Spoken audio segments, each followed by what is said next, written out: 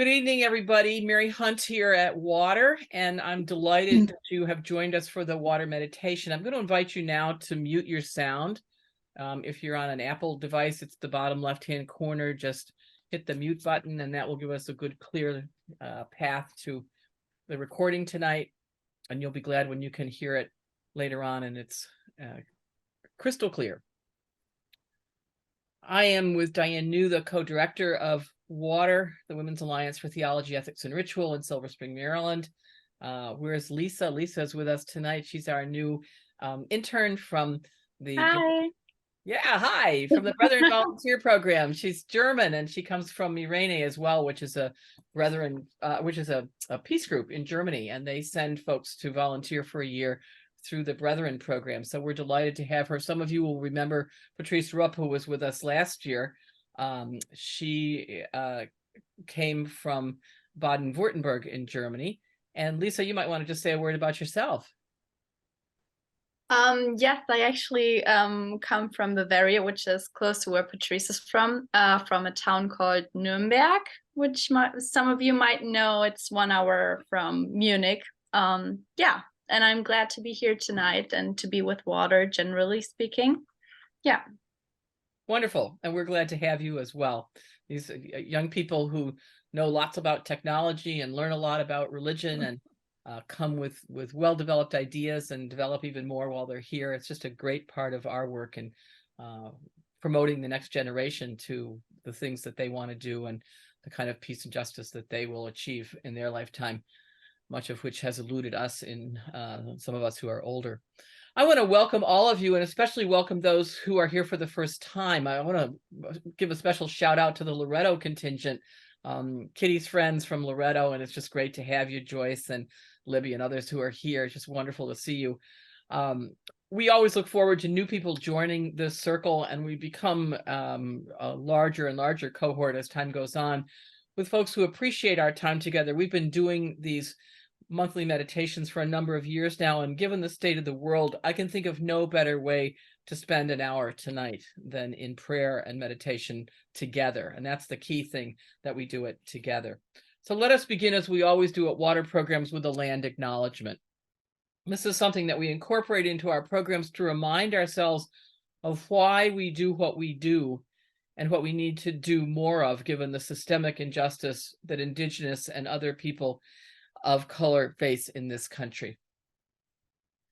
Water is on the indigenous land of in Silver Spring, Maryland, that belonged in a traditional and contemporary way to the Piscataway and Anacostan peoples.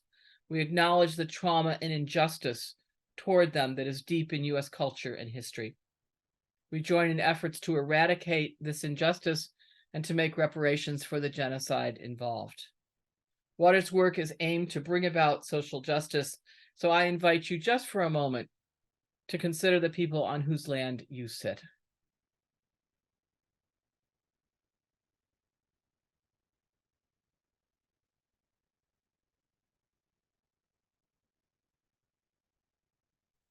Thank you. Tonight, it's a pleasure to have Kitty Madden with us. She will lead us in meditation about a ministry of presence. At our last session in October, Cynthia Tootle, where is Cynthia Tootle? Wave your hand, Cynthia Tootle. There she is. Cynthia Tootle brought us the power of goddesses of justice. It was a memorable evening. It included music on the theme that became almost like an earworm, Cynthia. As with all of our past programs, people can find it on our website at www.waterwomensalliance.org. Look under Water Meditations and just click on the one that says Cynthia Tootle, October 2023, and you can hear her presentation and the music that kept us thinking about justice all month long. For those of you who are new, we follow a simple format. We rotate leadership so that we have a wide variety of approaches and of voices, and so that we can all benefit from the contemplative time without anyone simply having to present each time. Lots of times where people do that, it's the same person year after year after year, and goodness knows that gets tiresome. But our presenters are many and varied, and you can be one as well. They offer something brief, usually 7 or 8 minutes, to spark our contemplation. And then we ring the gong, and I will let you hear the gong. Do you hear the gong? No? Hold on a moment. That's always that will be remedied, actually. I'll remedy I that think in a moment. sometimes Zoom won't let you make such sounds because it thinks it's an unwanted background noise. And so the technology avoids you from doing this gong sound. Diane has the same issue. Let's Yeah. try it again. Now you hear it. It's a little switch that I have learned to switch to give me the gong privilege. But what we do is we ring the gong, and it starts the 22 minutes of silence that we spend together. And at the end of the silence, we open the floor for comments, for reflections, for sharing on what has emerged from our contemplation. And it's the process that Nancy Sylvester, in her Engaging Impasse work, taught us to really take the time to engage in meditation together and then have an opportunity for communal dialogue. We close at 8:30 Eastern Time sharp, though we keep the Zoom open for a bit of informal conversation for those who wish to stay on. I invite you to meditate as you will. There's no cookie cutter approach here at Water. The important thing is that you find your way to silence, whether it's through breathing or repeating a mantra. Whatever works for you, whatever sparks your contemplation, is your way into the process. So please make sure that your audio is now on mute until it's time to share after the meditation, and I'll instruct you at that point on how to be part of the discussion, and we look forward to your comments. Feel free to turn off. Mary, I'll ask you to give me a little ding at 6 minutes. Sure. So that I have a little clock here, but I might not be looking at it. So okay. So what I'm going to do is invite you to turn off when we get to the point of the meditation. You can turn off your video if you want and enjoy the image that will be on the screen. Let me now just very briefly introduce Kitty Madden, who's a co-member of the Loretto Community. She taught social work at Siena Heights College in Adrian, Michigan. She has lived in Nicaragua since 1986, when she was a Maryknoll lay missioner.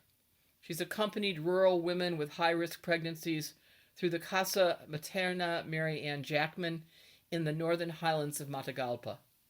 It's a wonderful project that surely has saved and improved the lives of many women and their babies. Welcome, Kitty. We look forward to your reflection on Ministry of Presence in these heart and soul-breaking times. Kitty Madden. okay.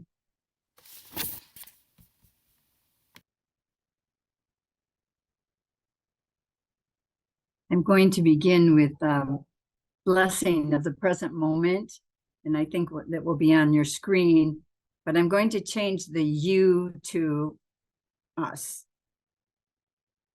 I think Lisa's going to do that, put the prayer on.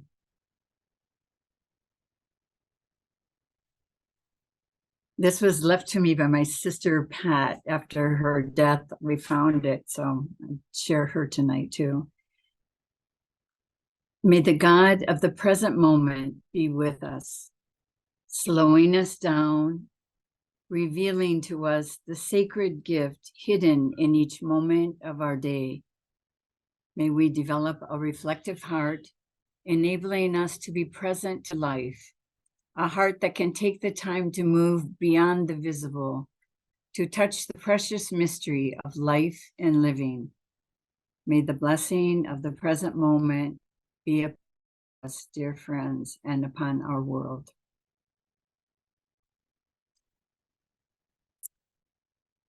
Tonight, I bring you warm greetings from Nicaragua, from the northern highlands, beautiful mountains.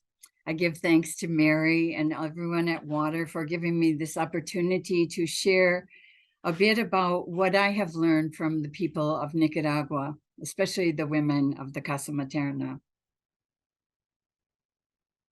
Admittedly, our hearts are heavy as we come to our meditation tonight, and we hold the people of Gaza and Israel and the hostages of the Israeli hostages in our hearts. I'd like to begin with the words of Johanna Macy that was in the Loretto social message this week.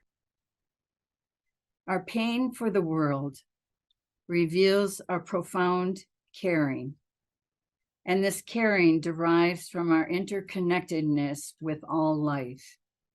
We need not fear it. These are really hard times. And I have to share with you in the beginning that I originally wrote out my message maybe at the beginning of October, I think it was. And then October 7th happened and all of the ensuing war in Gaza. And it's been really heart-wrenching for me because I've realized that going back and thinking about how I came to Nicaragua and that it was at the time of the Contra War, I think all that I see on the screen about Gaza brings back that time for me. I came to Nicaragua in 1986. I had visited short before that, but I came thinking I would be here 8 months. Who would have thought that 8 months would turn into 38 years? And tonight I want to share just a little bit about what I learned from the people here about presence, but I also want to take time to look before we enter into our meditation at how we can be present with people from a distance. I think my early introduction to Ministry of Presence, what we began to call it that, came from the Maryknoll sisters and their concept of accompaniment, teaching people who come here or come to whatever country they are in to focus on being with rather than just doing for the people. And I can't tell you how many times that message of accompaniment was repeated to me in from the women I worked with, first in the coffee fields, that the first year of being a volunteer there, and in the health center in the coffee farm. And the women would often say, I'm going to say it's mostly the women, but men would say this too: we're really grateful that you came to be with us. We're grateful for your work. But really, what's most important for us is your presence with us. Over and over and over again, that's what people told us. And when I think about that, I remember, I don't know how many of you have read the Latin American journal Gracias of Henry Nouwen, but Henry Nouwen shared that same message. I won't read the whole of this part of it, but when he's speaking about what the people had told him, he said, "Be with us and proclaim the richness of your life, which you can share with us. Be with us and be open to what we can give. Be present with our pace. Don't judge us lazy simply because we don't follow your tempo. Be patient with our symbols and don't judge us ignorant because we can't read your signs." And he closes saying, "Be with us as a companion who walks with us neither behind nor in front in our search for life and ultimately for God." And I think that is the basic message, the truth that I want to share with you. I know for us those of us who come from the North, we're focused pretty much on our work and what we can do. And I think a lot of times our identity is tied up with what we can do, not who we are or how we can be with people. So we see our worth in our work and oftentimes forget how important it is to be present to those that we are with. Being present and listening intently to others often means letting go of our own ego. As I mentioned, my original preparation for tonight was before October 7th. And the truth is that in these past weeks, it's been very painful for me to be watching on the screen every day, every night, sometimes just not wanting to watch, but to be with people, to figure out how to be present with people in Gaza people in Ukraine, people who are all over the world. You know, we go to other lands sometimes as tourists. People who are immigrants come from other countries and have to learn lessons from the people that they are with. My lesson from the people of Nicaragua was simply to be present. Also, I want to share tonight 2 other ways of being present with those at a distance. And some of you may know these practices. One is that of tithing, of being spiritually present with someone at a distance. Sometimes groups who meet once a month might decide to tithe the day of the week in the weeks in between their meetings. Or often people who are traveling might be tithing with someone who is at a distance. Tonight, I'm tithing with my friend Lou Chatters, who is in her time of transition, moving from this life to the next. So many things we don't know about that next, but I ask you, so another way of being with people through tithing is to be present with them at those particular special moments of transition.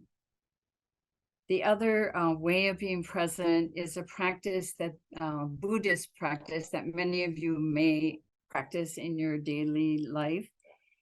And I think of that, especially now with the people in Gaza and the hostages, the Israeli hostages, the practice of breathing in the suffering and the pain of the people who are at a distance, and taking time to receive that within ourselves, and then breathing forth peace and love and protection, whatever is needed by them at this time. So the practices I share with you as we move into this time of meditation are the practices of accompaniment, of being with the person you are with, the practice of tithing, of spiritually connecting with people at a distance, and that Buddhist practice of Tonglen. As we enter into meditation, let us reach out to the people of Gaza, receiving their pain, sitting with their pain, and breathing out to them healing, love, protection, and peace. May our love help overcome fear, and may the way open to peace. Thank you so much, Kitty. And I've put into the chat those several words to give us the proper spelling and understanding of them. Thank you so much for a very timely meditation and a weaving together of your experience in Nicaragua with what's going on in our very deeply troubled world. We turn now to our meditation. I will sound the gong and we will reconvene in 22 minutes. I wish you a rich time.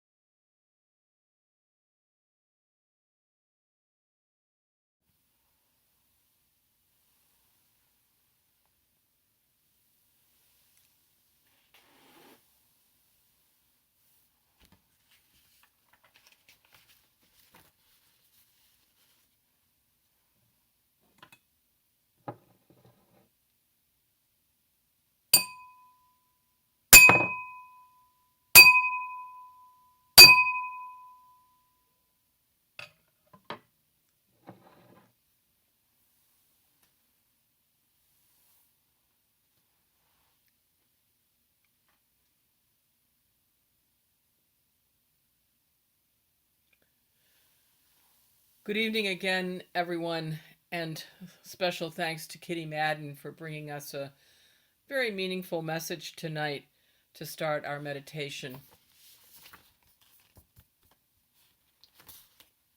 On a night like tonight, we need the steady accompaniment to which you point, as the war in Gaza and Israel has knocked even Ukraine and Russia to the back pages of the news. So many places need our Tonglen tonight. So thank you for bringing this to our attention.